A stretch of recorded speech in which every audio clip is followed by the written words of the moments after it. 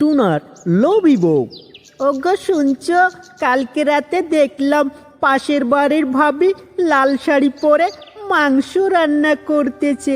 ওগো তুমিও না আমার জন্য লাল শাড়ি আর মাংস নিয়ে আসো। যাও যাও, তাড়াতাড়ি গিয়ে নিয়ে আসো। টুনির কথা শুনে টুনা চলে যায় বাজারে মাংস আর লাল শাড়ি আনতে, আর কিছুক্ষণের মধ্যে সেগুলো নিয়েও চলে আসে। এগুলো দেখে টুনি খুবই খুশি হয় আর টুনাকে বলে, ওগো তুমি কত মিষ্টি গো, আমার জন্য মাংস আর লাল শাড়ি নিয়ে এসেছো। তুমি আমাকে খুব ভালোবাসো গো।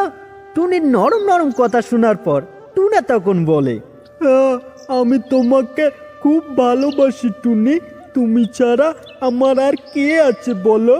এরপর দুজনে সেখানে খুব গল্প করতে থাকে, আর কিছুক্ষণের মধ্যে রাত্রি হয়ে যায়। আর টুনি তখন টুনাকে বলে, ওগো শুনছো, বাজারে নাকি নতুন নাইটি এসেছে গো, 300 টাকা করে।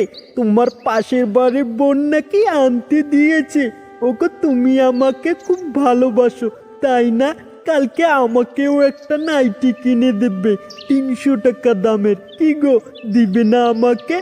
বরাবরের মতো টুনা এবারও রাজি হয় নাইটি কিনে দিতে, কিন্তু টুনির দিন দিন চাহিদা আর লোভ বাড়তেই থাকে। তখন টুনা সহ্য করতে না পেয়ে বলে, ওগো আমরা তো গরিব, আমরা তো ধনী না, তুমি এভাবে পয়সাগুলো নষ্ট করতেছো কেন? কয়েকদিন পরে তো আমাদের ছানা হবে, তাদেরকে আমরা কি খাওয়াবো বলো? টুনার কথা শোনার পর টুনি তখন বলে, কি পাশের বাড়ির ভাবি কত কি কিনতেছে, আর আমি শুধু এটুকুই পাবো না? টুনির মাথা তখন খুবই গরম হয় আর পাগলের মতো টুনাকে বলতে থাকে, তোমার সাথে আমার বিয়েটা হয়েছে, এটা আমার খুব বড় একটা ভুল। আমার বিয়ে যদি একটা ধনী ছেলের সাথে হতো তাহলে আমার সব আশা পূরণ হতো।